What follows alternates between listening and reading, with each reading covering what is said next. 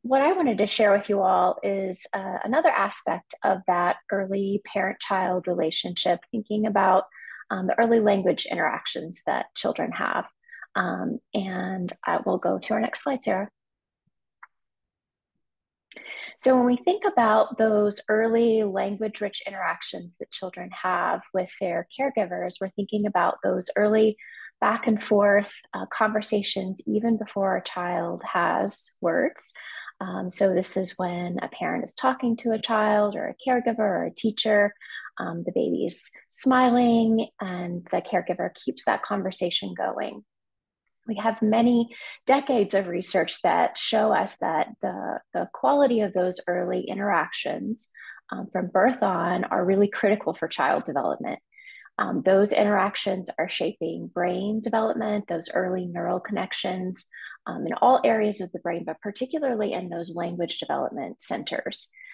And that early neural activity is very important for setting up school readiness and many outcomes that we care about for young children. So much of this work actually started here in Kansas, where we followed children and families, and we were able to see that those children who had more of those higher quality language interactions started school better prepared with larger vocabularies.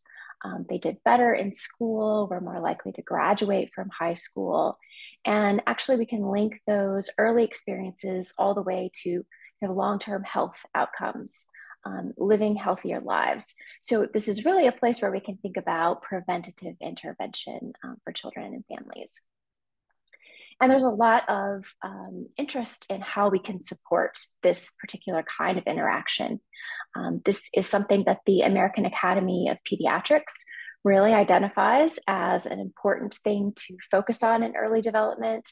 And there's even a focus from a public health perspective in terms of thinking about how do we really reach families with this information about supporting early development. Even though we know a lot about how to promote these kind of language-rich interactions for young children, the barrier has been getting this information to children and families and into the places where children are. So the approach that we have been taking is to address that as a barrier. Next slide, please. So one of the places that has almost universal access to children and families is primary care. As Dr. Behrens was saying, well child care reaches almost all children and families, even in our most rural and underserved areas during those first 3 years of life. And so when we think about a place to embed evidence-based approaches to support child development, this is really a nice opportunity to leverage those regular visits that children have with their pediatricians. So we have been, over the last 4 or 5 years, really taking a public health initiative called Talk With Me Baby and developing it as a resource that can be used by pediatricians, nurse practitioners, and the whole healthcare team in well child visits. Next slide. So we have been developing and piloting this, and this year we are starting a large trial that will be taking place here in Kansas City and actually in Atlanta, Georgia, where we're working with community clinics to compare clinics who get that Talk With Me Baby training to Care As Usual. And the reason that's important is because we want to be able to show that this makes an impact in terms of really changing parents' behaviors and also improving child language outcomes.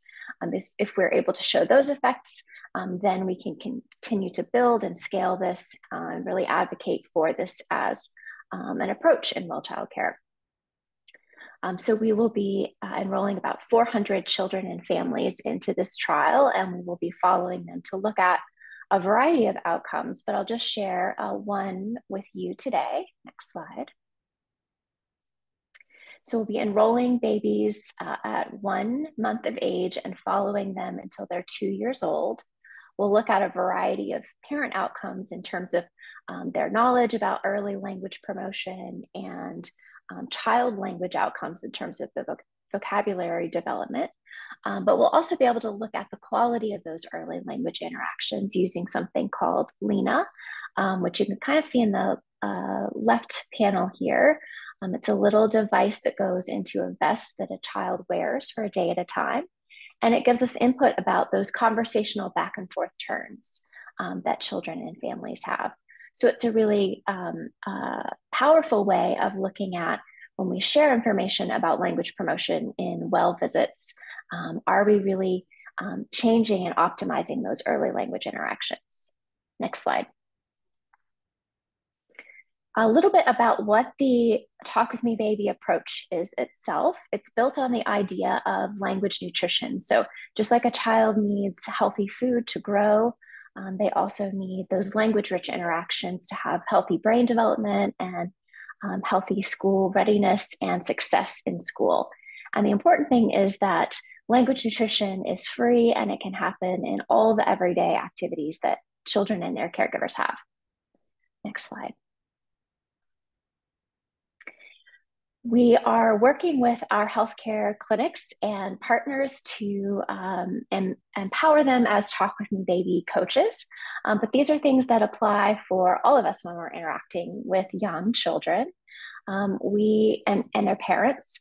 We want our healthcare team to educate families to share the importance of those early language interactions, the importance of early language nutrition. We want our healthcare partners to really model how to have those language-rich conversations with children. And we want our healthcare team to provide some brief coaching to really transfer capacity to parents and caregivers to use those same strategies with their children. And then the last piece of the approach is having families receive a language nutrition prescription. So specific, concrete way that they will take the strategy that their pediatrician talked with them about and really use it in their everyday with their child. So this model is built on a healthcare model of that transferring capacity of the pediatrician as modeling and educating to empowering the family to use those same skills. And the idea is that over repeated well-child visits, families are increasing their capacity for those language-rich interactions with their child. Next slide, please. One of the kind of key ingredients of this approach is really focusing on some specific strategies. So for those of you who have taken your child to a well-child visit, you know that your pediatrician probably talked about the importance of language development, but they may not have specifically talked about how you can support language development. So this approach is meant to bridge that gap. And one of the strategies that we focus on is a strategy of taking turns. So encouraging the caregiver to notice what a child is looking at, what they're paying attention to, comment about it, label what they're looking at, give the child a turn to respond by smiling, looking at the parent, or talking when they're older, and then keep that conversation going.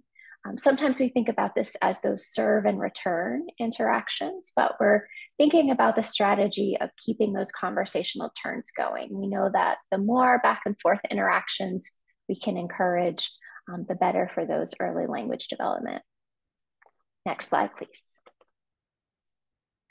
And then another strategy that I'll highlight and that would be something that you can use as you're interacting with children and families also is the strategy of narrate your day. So this is the idea of talking about what's happening around you, what's happening around the child, what the child is doing, what you're doing together, and really describing using that language, those rich language descriptors to give that good, rich language input to children.